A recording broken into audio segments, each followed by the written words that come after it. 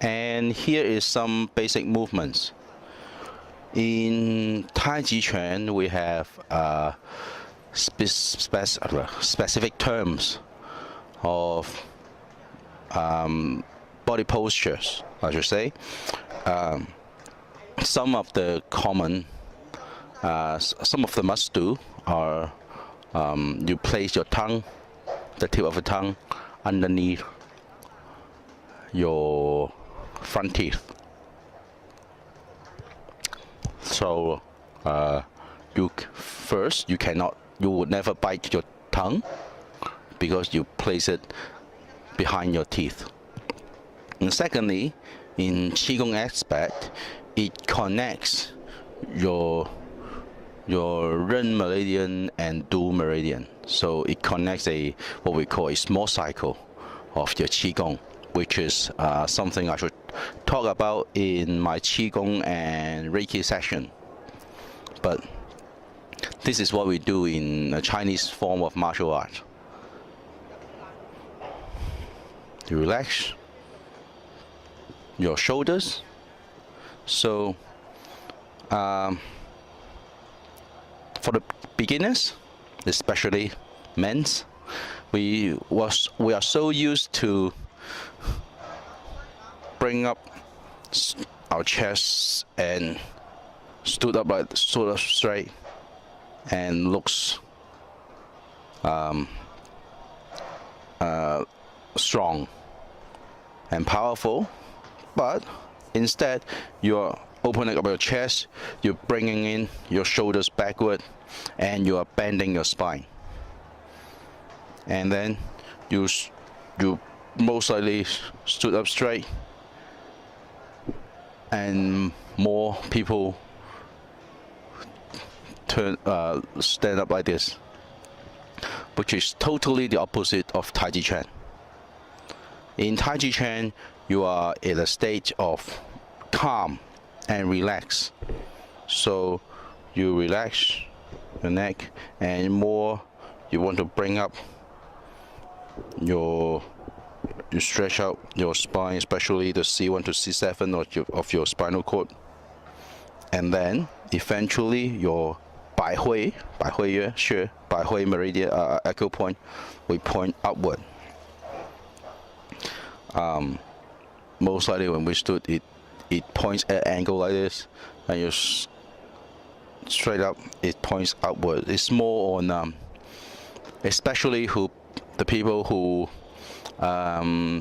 do meditation. It is a posture that you adjust yourself and you connect your Bai Hui to the top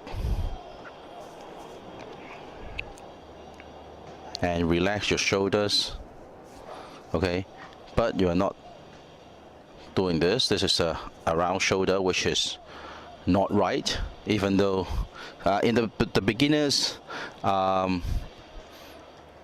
it takes practice, or you need to get the feeling of what is right and what is wrong.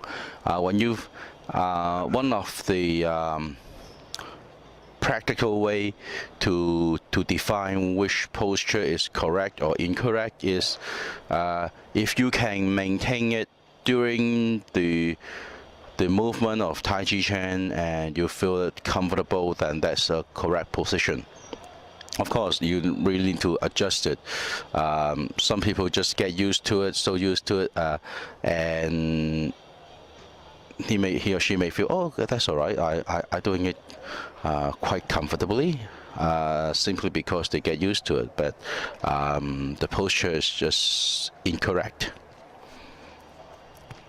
So this is why if you want to practice a Tai Chi Chuan, and if you have a passion of doing this and like to get the most out of this Tai Chi Chuan movement, you really need a teacher. The reason that I'm doing this video is that I want more people to know about it and to start practicing Tai Chi Chuan and get the health benefits of it. Okay, Relax your shoulder. Relax your elbows. And notice that your elbows are always bent. So relax. Okay. This is another disadvantage with the video because you may not see it. So let me walk closer. And so it looks bent, and it is bent. But how does it look? It looks straight, but in fact it's still bent. Okay.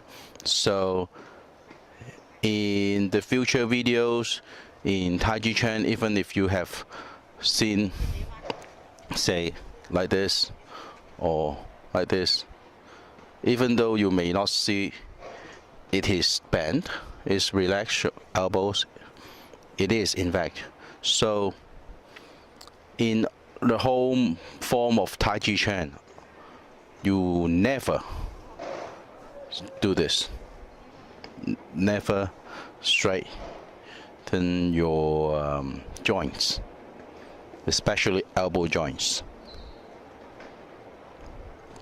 because it has a martial art applications with your sink elbow and relax your elbow. When you straighten your elbows, then you are doing it wrong. But that's more on an advanced level. Okay, so this is still your beginner's level, and I'm trying to explain the basic posture of Tai Chi Chuan even before I started demonstrating the movement of 108 Tai Chi Chuan joint form. So that's your hands and upper arms. Okay, and your waist. You have to. In Tai Chi Chuan, we always say relax your waist and sink or you drop your buttocks. So what does it mean? This is our waist. So when we relax our waist, we are not doing this, we're not relaxing. Okay, it actually means if you put two hands here, I try to demonstrate it because you just can't touch me with this video. So it means look carefully, especially this section, is that if I place these two hands to my waist, when I relax my waist, see the separation? So I'm stretching my waist or lower back. Okay, this is what we truly do in Tai Chi Chuan, is relaxing. It has multiple meanings. In fact, in Chinese, we are not called relax, we call it song. S-U-N-G, as it just sounds like this, song. And it has multiple meanings. And in English translation, most likely, when we do Tai Chi Chuan, people just translate it as relax. Relax is just not enough. Okay? So you see the differences. So if I relax, say relax, relax. No, you relax or stretch out your waist, and then notice that when I stretch out, okay, see the angles of my hand. So if I do that, is this, okay, this is not correct. And when I song my waist or stretch out my waist and look at the angle of my fingers, it because it's stretched, so it turns, it rotates. So this is what we call drop buttocks. Okay. And notice also that when you drop buttocks, you'll be stretching or extending these muscles and fascias of your hamstring. So now it gives more distance or more length, so your knees will bend and be pushed out. So you are not kneeling with your knees. In Tai Chi Chuan, you always see in these movements, this leg posture, and it is not bending or kneeling your knees.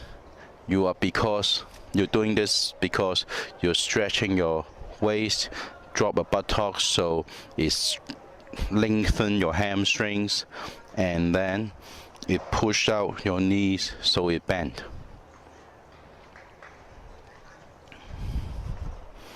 Okay, and there's not much on your knees at this moment. On the ankles at this moment, so your knees should be relaxed. So it answers the question that how do we kneel in Tai Chi Chuan and keep it relaxed? Simply because you're not kneeling at all. You are stretching your waist, drop your buttocks, so it lengthen your hamstring. Your knees will be bent by itself. All you need to do is to maintain the strength of this fascia, and your knees will be relaxed. So this session was about the basic movement. So we have talked about the body parts, and also how your elbows, your shoulders, your wrists, your waist, your buttocks, hips, and your knees should be in general in Tai Chi Chuan.